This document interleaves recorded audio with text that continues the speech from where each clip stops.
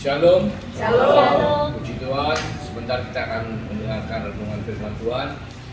Mari kita satukan hati, kita berdoa. Terima kasih Tuhan, berkati setiap telinga, berkati setiap hati, berkati setiap pribadi yang ada di tempat ini maupun yang mendengar melalui online. Kami rindu untuk bisa mengerti dan menjadi pelaku-pelaku daripada firman. Dan biarlah Kau sendiri yang memeteraikan itu semua dalam kehidupan kami. Untuk kami melakukan, bukan hanya mengerti. Terima kasih Tuhan. Di dalam nama Yesus Kristus Tuhan, mengucap syukur, kami berdoa. Amin. Puji Tuhan. Kita akan membuka di Kidung Agung 2 ayat 15. Firman Tuhan mengatakan, tangkaplah bagi kami rubah-rubah itu, rubah-rubah yang kecil yang merusak kebun-kebun anggur, kebun-kebun anggur kami yang sedang berbunga. Saudara, terkadang kita tidak memikir ya, apa sih kebun anggur, apa sih rubah-rubah kecil. Tetapi kita tahu bahwa Kidung Agung itu ditulis oleh inspirasi dari Roh Kudus, ditulis oleh Raja Salomo. Dan kita tahu Raja Salomo adalah salah satu dari orang yang dikatakan Tuhan paling berhikmat. Nah, di sini katakan kebun anggur. Kita tentunya semua tahu bahwa Tuhan ingin kita tuh berbuah. Ibaratnya kita kalau dikatakan sebagai pohon anggur, kita harus mengeluarkan buah. Buah itu yang bisa dinikmati oleh kehidupan yang Tuhan percayakan di sekitar kita. Tetapi seringkali dalam kehidupan kita memiliki rubah-rubah kecil yang bisa merusak. Kenapa? Kita tahu rubah itu makanannya bangkai ya, makanannya mungkin binatang-binatang kecil kayak tikus. Dia tuh mengejar, dikejar sampai mangsanya itu bisa kena. Dan seringkali dia tuh tidurnya tuh di semak-semak, tidur di pohon seperti kucing, saudara. Kucing itu kalau tidur karena naik ke atas pohon. Dan kita tahu bahwa pohon anggur itu bukan pohon yang besar sekali ya. Gambarnya pohon anggur itu pohon yang merambat. Dan ketika rubah itu naik ke atas pohon anggur, tentunya dia akan merusak pohon itu. Buah-buahnya bisa rusak semua. Jadi Tuhan itu mengingatkan saudara dan saya bahwa apa? Bahwa ada banyak rubah-rubah kecil di dalam kehidupan kita semua. Itu kalau kita tidak mau selesaikan perkara-perkara itu akan bisa merusak. Merusak dalam arti apa? Kehidupan yang semestinya Tuhan percayakan kepada kita, kehidupan yang semestinya kita bisa berbuah, itu bisa rusak karena itu. Saya katakan rubah itu seperti ini, saudara. Rubah itu hal-hal kecil, ya dikatakan rubah-rubah kecil ya, hal-hal kecil sepele. Tapi seringkali kalau kita tidak bisa kontrol emosi kita tidak bisa kontrol mengenai hal tersebut, itu bisa menjadikan kita itu mungkin kadang-kadang ngomongnya gampang ngegas ya, tahu yang ngegas ya, weh gitu, tahu-tahu konselet, tahu-tahu dia sedikit tidak enak hati gitu ya, mukanya merengut dan lain sebagainya. Apa itu saudara? Banyak sekali. Yang penting satu, kalau kita terlalu memikirkan hal tersebut sehingga pikiran tersebut masuk ke dalam benak kehidupan kita, maka kita sepanjang hari bisa mengalami yang dikatakan bete. Sehingga apa? Ya ngomong sedikit ngegas. Nanti ada orang mungkin nyalip sedikit, kita mangkel, kita langsung melontarkan kata-kata yang tidak baik. Dan saudaraku, dikatakan oleh firman Tuhan bahwa itu adalah rubah-rubah kecil yang bisa mengganggu kehidupan kita. Karena apa? Firman Tuhan mengatakan di Amsal 4 ayat 23, jagalah hatimu dengan penuh kewaspadaan, karena dari situ terpancar kehidupan. Dikatakan hati itu apa? Hati itu pusat dari pikiran, perasaan, dan kehendak. Jadi kalau pikiran kita itu gak benar, karena rubah-rubah itu membuat kita tuh memikirkan hal-hal yang tidak baik. Contoh, baru-baru ini saya renovasi rumah.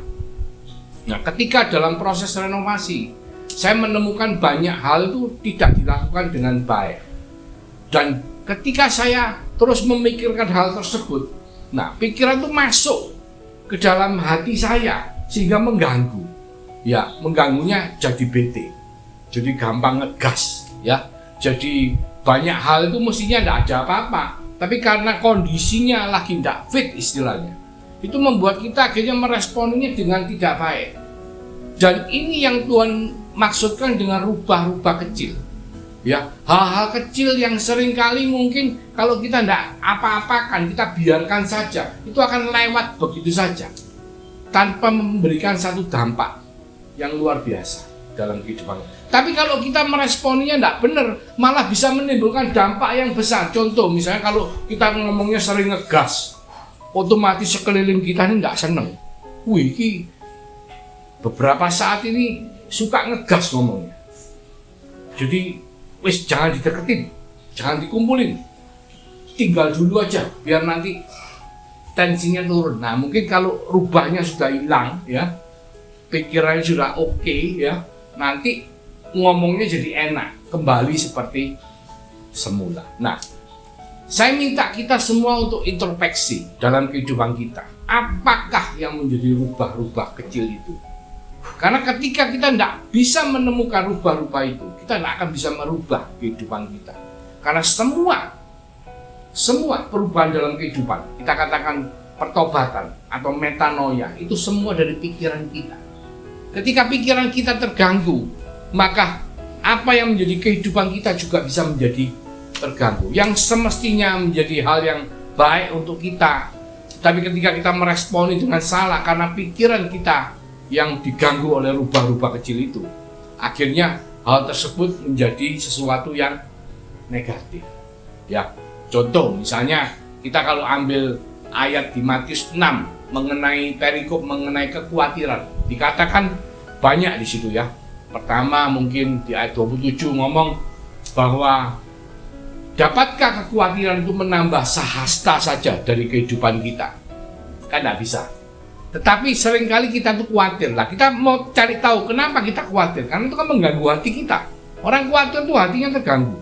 Kenapa saudara? Karena khawatir itu bahasa aslinya itu terdiri dari dua komponen, pikiran dan terbagi. Jadi orang khawatir itu pikirannya terbagi. Pikirannya tidak fokus. Ya. Jadi kita kalau memikirkan sesuatu, misalnya contoh kayak tadi ya, rubah kecil. Dalam kehidupan saya itu waktu saya renovasi rumah, ada tukang mengerjakan sesuatu tidak benar. Akhirnya saya kepikiran. Nah, pikiran saya itu terbagi. Yang mestinya saya sebagai anak Tuhan, sebagai anak raja, saya harus mempunyai satu kehidupan doa yang baik. Saya harus tetap punya rutinitas berdoa, baca firman, menyembah Dia dalam kehidupan saya, bersaksi untuk Dia. Akhirnya apa? Terganggu, saudara. Karena apa? Pikiran saya, waduh hari ini saya tidak bisa khotbah. Saya pernah sampai waktu mikir, wah kalau saya belum bisa masuk kamar, kamarnya belum selesai, saya tidak bisa tidur di kamar, saya belum bisa konsentrasi untuk memberitakan firman Tuhan. Nah, itu adalah rubah-rubah kecil dalam kehidupan saya. Ketika Tuhan mengingatkan saya dan saya sadar, oh iya, Tuhan ampuni saya, karena apa? Saya harus membuang rubah-rubah itu. Dengan apa? Mengatakan kepada Tuhan, tangkaplah rubah-rubah itu.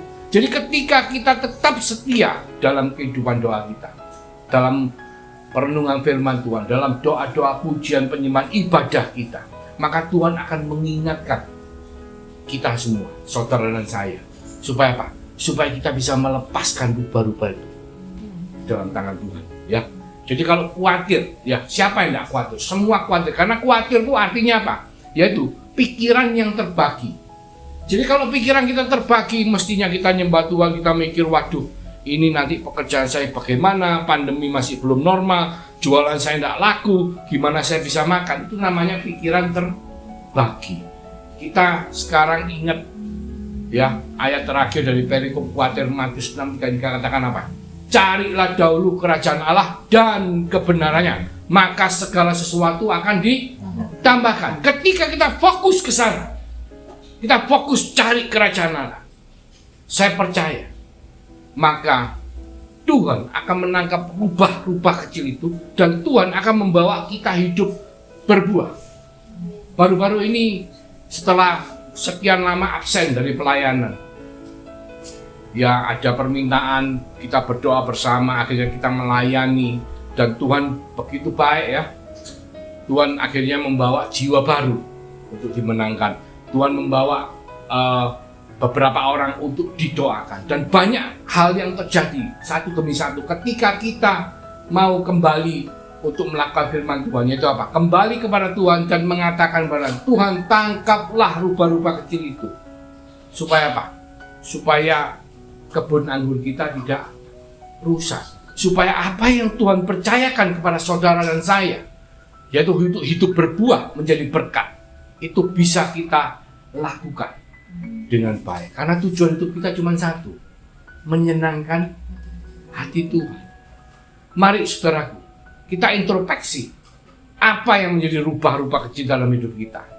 Kita serahkan kepada Tuhan dan kita fokus kepada Dia. Seperti di Kolose 3:23 dikatakan, kerjakanlah segala sesuatu itu seperti kalau kita tuh mengerjakan untuk Tuhan. Apapun itu, kita masak, kita makan, ya. Makan pun kalau kita mengerjakan untuk Tuhan, untuk kemuliaan Tuhan, maka semuanya akan menjadi baik. Dan ketika kita sudah mulai bisa melepaskan rubah-rubah kecil itu ditangkap oleh Tuhan, dan kita fokus kepada Tuhan, untuk apa? Mencari kerajaan Allah dan kebenarannya. Maka saya percaya, saudara dan saya akan bisa berbuah. Kebun anggur akan dijaga dengan luar biasa dan berbuah untuk kemuliaan Allah. Mari kita tundukkan kepala, kita berdoa. Tuhan Yesus, terima kasih mengingatkan setiap daripada kita untuk kita bisa introspeksi, untuk kita bisa bergantung kepadamu, menemukan rubah-rubah kecil yang selalu mengganggu kehidupan kita. Hal-hal kecil yang seringkali kita tidak sadar, tapi membuat kita mungkin hidupnya banyak ngegasnya, sehingga tidak disukai oleh orang-orang, sehingga kebun anggur kita bisa rusak. Tuhan tolong kami, ingatkan kami, buat kami untuk berubah pikirannya, metanoia, supaya apa yang menjadi rubah-rubah itu boleh kami serahkan kepada Tuhan, untuk kami semua boleh mempersiapkan kebun anggur kita, supaya hidup kita bisa berbuah, menyenangkan hatimu, menjadi berkat, diberkati untuk menjadi berkat bagi setiap kehidupan yang Tuhan percayakan dalam kehidupan kita. Terima kasih Tuhan. Biarlah berkat yang telah berlimpah melalui keselamatan yang Kau berikan secara cuma-cuma oleh karena kasih karunia dan iman kita kepada Yesus Kristus, kepada setiap daripada kita, maka juga kehidupan yang berlimpah yang telah Kau janjikan, yang selalu menyertai setiap daripada kita, mulai sekarang Tuhan, sampai Engkau datang kedua kalinya, bahkan sampai selama-lamanya. Kami semua yang percaya di dalam nama Yesus Kristus sama-sama mengatakan amin. Tuhan Yesus memberkati. Amin.